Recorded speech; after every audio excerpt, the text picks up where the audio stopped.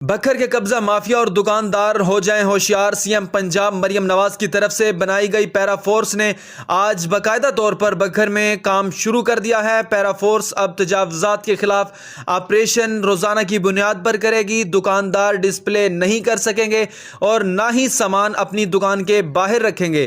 پیرا force ناجائز منافع خوروں کے خلاف بھی قانونی کارروائی کرے گی، ذخیرہ اندوزوں کے خلاف بھی کارروائی کرنے کا اختیار رکھتی ہے۔ پیرا فورس کسی کی زمین یا سرکاری املاک پر قبضہ کرنے والوں کے خلاف بھی ایکشن لے سکتی ہے۔ کارروائی کے دوران مداخلت کرنے والوں کے خلاف بھی ایکشن ہوگا۔